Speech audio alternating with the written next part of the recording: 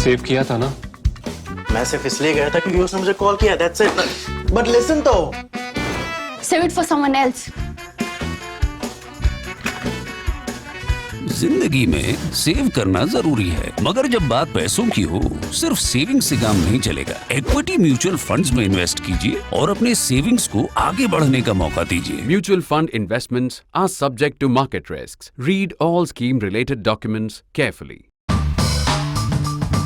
If you've been watching the sensible TV channels, which is just a few, or international TV channels, or following global media, now finally you see some of it in Indian media as well, particularly the serious broadsheet newspapers, although they've been very late figuring this out. You would have seen a lot of completely unusual and unexpected scenes from urban China, from the big cities of China. These are large-scale protests, angry, police are coming in. In many cases, police are dragging people, police are using very strong arm methods, they're using pepper spray, etc. Before that, we've seen videos from one factory, a big Foxconn factory. Foxconn is the big Taiwanese company that has the factory manufacturing the largest number of iPhones. The largest iPhone factory in the world is in China, run by a company owned by the Taiwanese, Foxconn. In fact, Foxconn is setting up a business in India as well. So some time back, we saw visuals of workers breaking out of that factory, climbing the fence and running away and walking back home in large numbers. And as I speak, you will see some of these visuals. We are sourcing most of these from social media and from Twitter. Now you might ask me, how do the Chinese get these videos and pictures out on Twitter? Because Chinese don't allow Twitter. They have their own version that's called Weibo that they control very, very tightly. So how does it come out? I will tell you about that in just a little bit because that's part of the story. So we saw these workers rebel from there and then march out 100 miles away, 150 miles away to their homes in scenes reminiscent of what we saw in India with the first lockdown, when so many migratory workers walked back home to UP, Bihar, Odisha, basically the labor exporting states of India. The same stuff is now playing out in India. Now you see many other visuals also, and I'm against sourcing these from social media, some with the help of Adil Brar, who's our domain expert on China. He's a wonderfully brilliant young man who's now studying in London, who's read Chinese, who speaks, writes, reads Chinese, who follows Chinese mainstream media, broadsheet media, Chinese TV channels and Chinese social media. In fact, when I say broadsheet media, TV channels, that's all CCP media, Chinese Communist Party media, because they own everything. Also social media, so he can figure out the trends. He can also figure out, if you follow his Twitter handle, Adil's Twitter handle, he can even figure out when the Chinese government or authorities are trying to spam Twitter in such a way that fewer of these videos coming out of China can be seen. And also within China, to distract people's minds away or attention away, they are now filling up Weibo and other Chinese social media handles with pictures of semi-clad young women, also of escort agencies, etc., to divert people's attention away from what's going on the streets. What's going on the streets, on the other hand, is something unprecedented. In the past, we've seen some protests break out in some parts of China. Some time back, in fact, I will share a link with you. Some time back, I had done a CTC episode on protests in some parts of China because of some bank failures, right? So that was one. Similarly, in episode 978, again I will share a link with you, we had talked about what had happened in Shanghai because of COVID lockdowns. Again, people had got very upset because Shanghai had been locked down for months because of China's zero COVID policy, which is at the root of what's going on right now also. So that episode of Cut the Clutter was titled Mass Crisis and Pain in Shanghai, Reeling Under COVID Crackdown with Chinese Characteristics. That was 978. This is about 1120, so you can say that was about almost two and a half months back. Now, what was confined to Shanghai has now spread all over China. So again, what do? See this tweet from Damien Simon, who tweets with the handle called Detresfa, DETRESFA. And you might remember that we saw a lot of him when the India-China border crisis was going on, because he runs a very sharp open source intelligence site. So see some of the pictures he's putting out. And in this case, it's a map. It's a map that tells you where all have these protests broken out. And when you look at this map, it looks like the protests have broken out in large parts of China. And that is the difference this time. So if I read an article from Patrick Wintour is the diplomatic editor of The Guardian. He says, look, people immediately are tempted to compare this with 1989. That is the Tiananmen uprising. But he said, look, Tiananmen uprising, all right, it was much more intense. There was leadership today in today's protests, which are all essentially again, the spark is provided by China's draconian COVID lockdowns. But in the case of Tiananmen, everything was confined only to Beijing. Now these are widespread. So that is the important thing. Then you see in Beijing also there are protests. And see a series of tweets that Anant Krishnan, the correspondent of The Hindu in Beijing, he's again a very smart journalist. He knows the language, he understands it, he's studied it there seriously. He also briefly worked with me in India Today magazine when I was there in my second stint. I think the word of him. He's posted these live from Beijing. And if you see these, you can see there are lots of crowds. These are well-heeled crowds. These are not sort of rural peasants. These are well-heeled urban crowds which are coming out in protest asking for freedom. Freedom from what? Mainly, right now the spark may be freedom from COVID curbs, but it is becoming a larger yearning for democratic freedom. So in one of the videos that he's picked up and shared, the crowd is actually playing John Lennon's Imagine. Remember Imagine? Remember the days of the Beatles? I know every generation knows the Beatles. I don't think that's going to change. But even so, if you are one of the few who may not remember the words of Imagine and the environment at that point, the anti-war mood, popular culture's call for peace, then I can read out some for you, because you can hear these in the song being played in the video. And this is Imagine There Is No Heaven. It's easy if you try. No hell below us, above all sky. So this is a yearning for freedom. And then it goes on. Imagine all the people living for today. Imagine there's no countries. It isn't hard to do. Nothing to kill or die for. And no religion too. Now again, yearning for freedom. Now this is being played at these protests in Beijing. So you know that Xi Jinping has something to worry about. There is much else. For example, there is this one that shows that protesting crowds are now coming to what is called as mid-third ring road, which means you're coming to the heart of Beijing, close to the heart of Beijing, which is not something that you would imagine happening in Xi Jinping's China. That too, just 5 weeks after he got elected for the third term as China's ruler, which is unprecedented.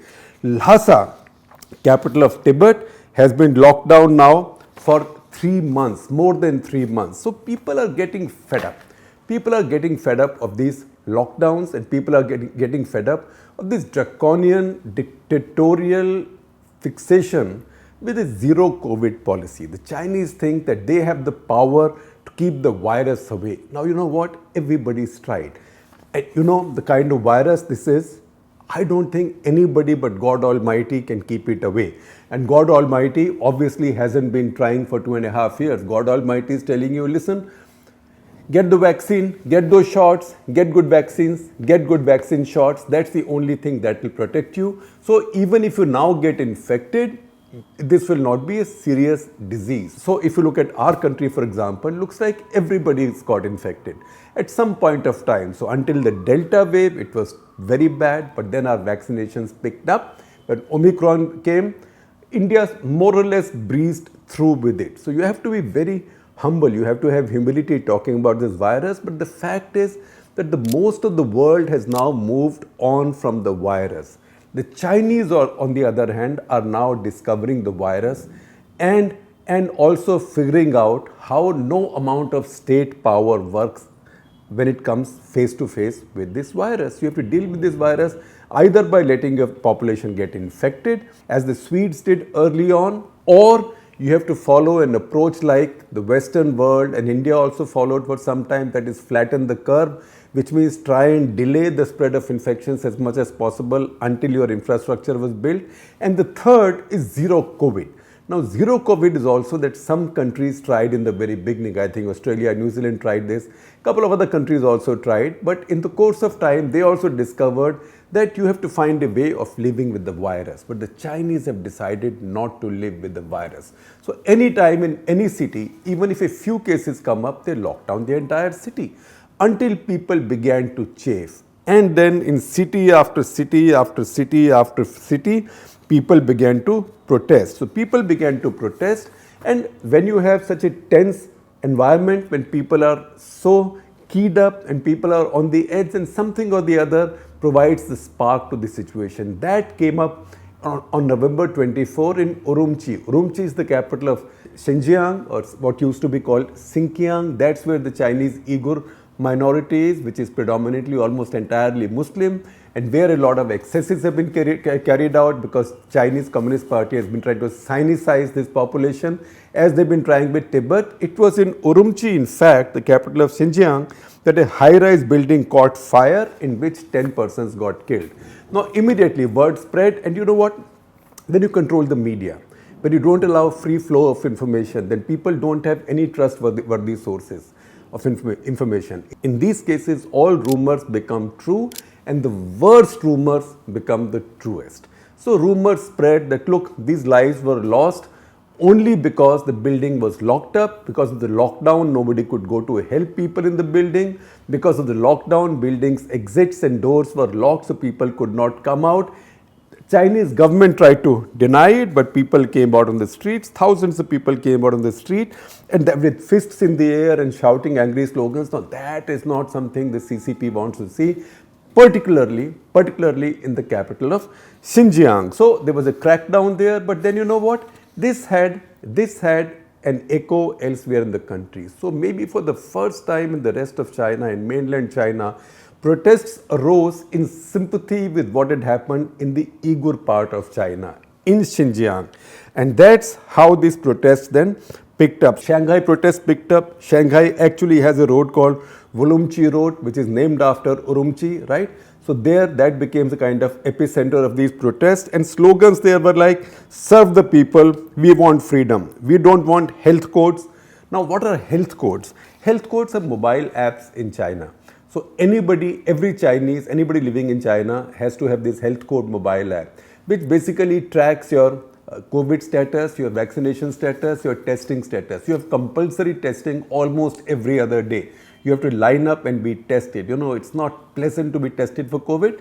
If it has to be done, must be done. So no, don't hesitate from it. But if you are told by law to have yourself tested every other day if you want to leave your home, even in a city that doesn't have a lockdown, it can be quite onerous. So this mobile app, you go anywhere, any public place in China, you have to scan your mobile apps. They'll check out. Also, they'll check out who you've met. Did somebody you meet have COVID since you met them? I had a brief experience of this when I made a visit to Singapore a couple of months back, and there, even before you take the flight, you have to download this app, and then this app sort of follows you, and you have to keep it on for 40 days after you've left Singapore. This is very intrusive, but imagine having it with you all the time, and again getting tested every alternate day and have your data updated there. So look at the slogans that came up. They were very colorful slogans, and these are not what you expect in China, and that too Xi Jinping's China.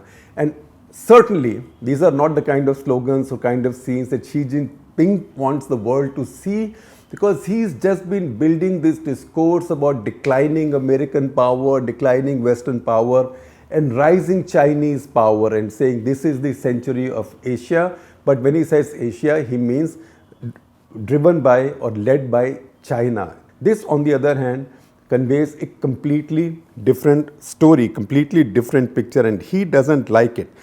And the young Chinese have also found really creative ways of protesting.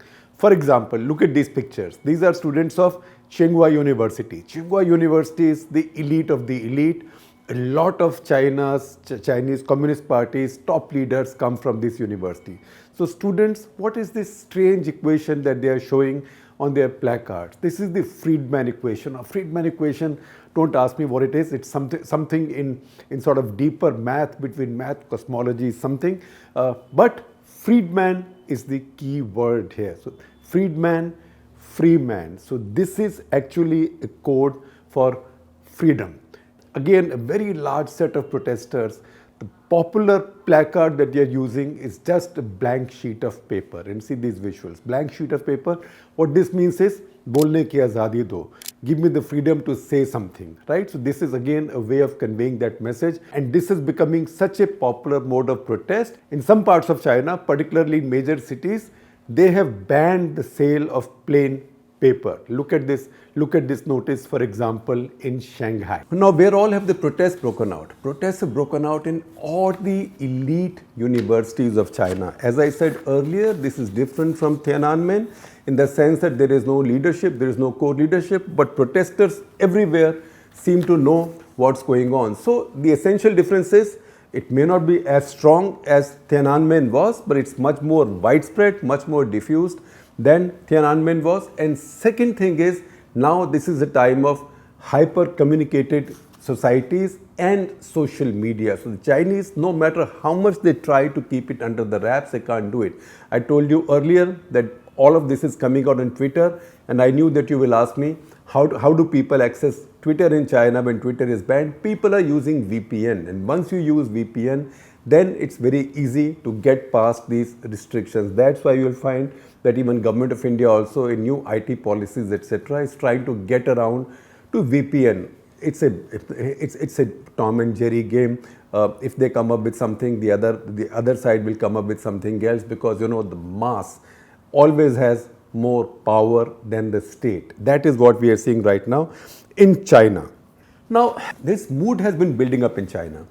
October 16, when the Chinese Communist Party Congress took place, just before that, a couple of days before that, at a big prominent Beijing neighborhood, that is Hedian neighborhood, across a bridge, like a road over bridge, big banners came up. What did the banners read? I'm giving you the English translations.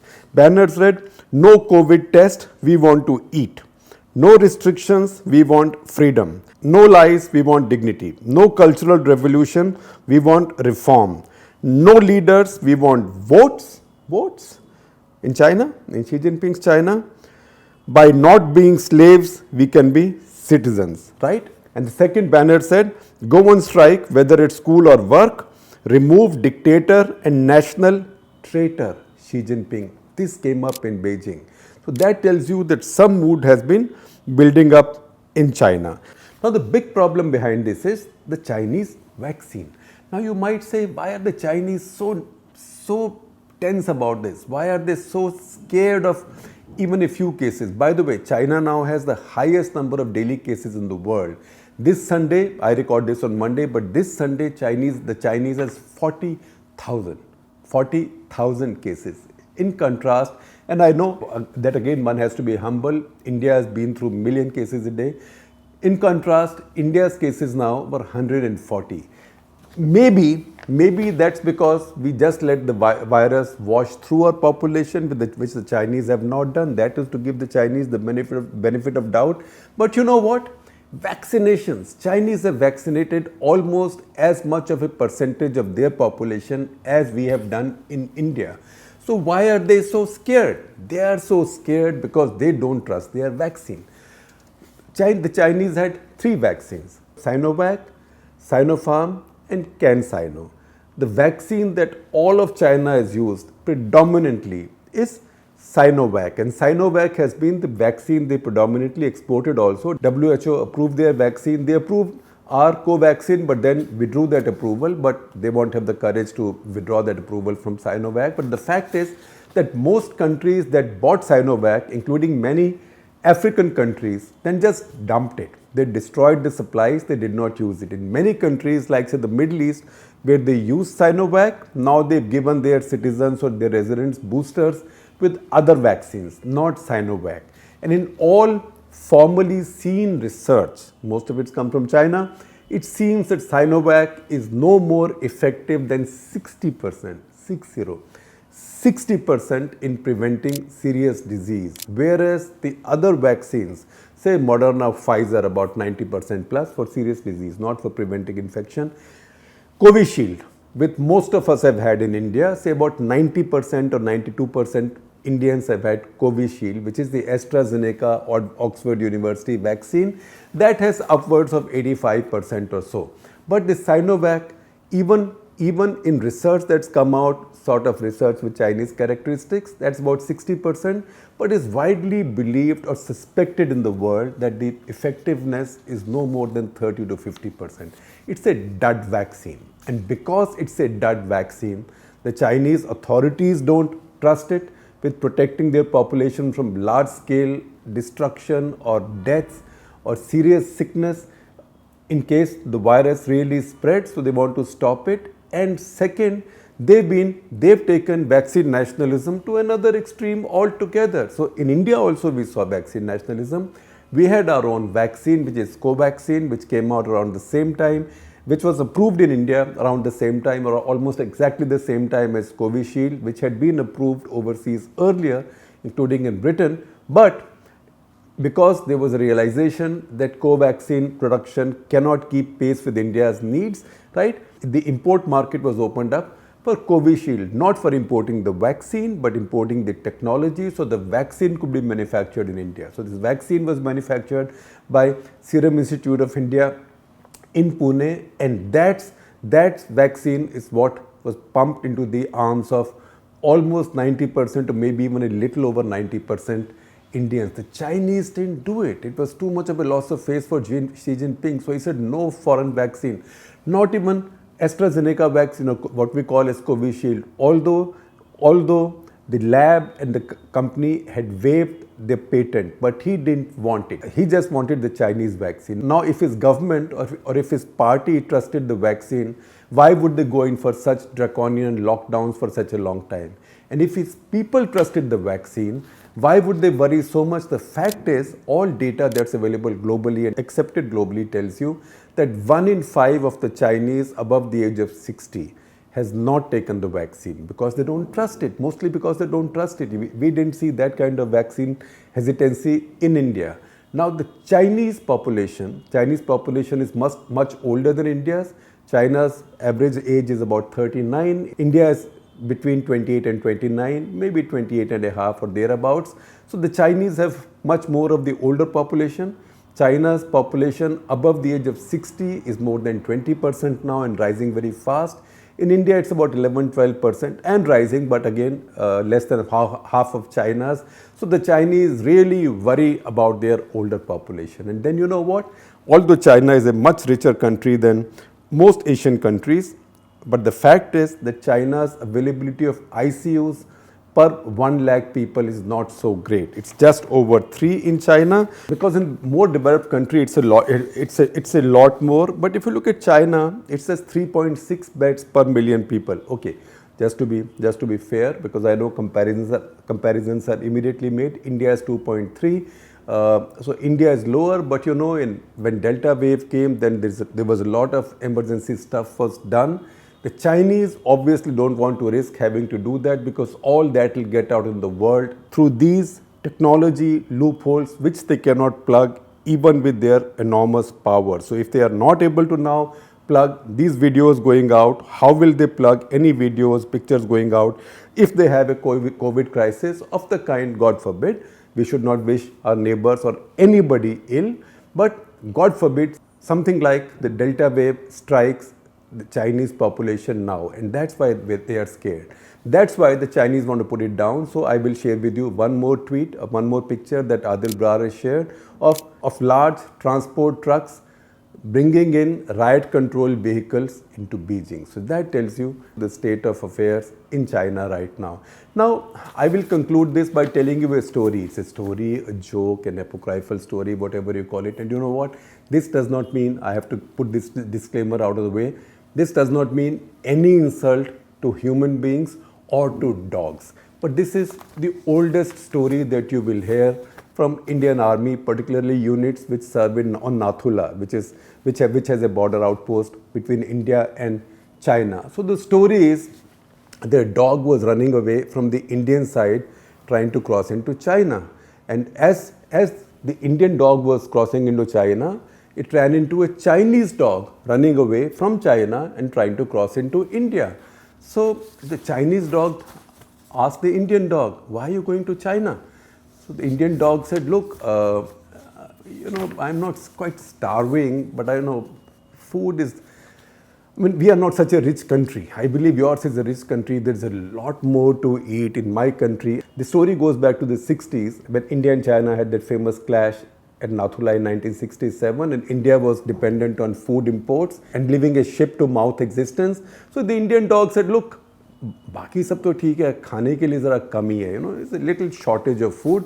So I thought, I've heard that your country has plenty of food, so I'm going there.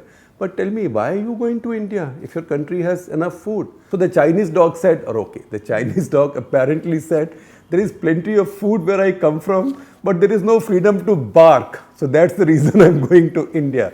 So you got the message from the story. People need prosperity, but people also need freedom, and freedom of speech is an essential part of that.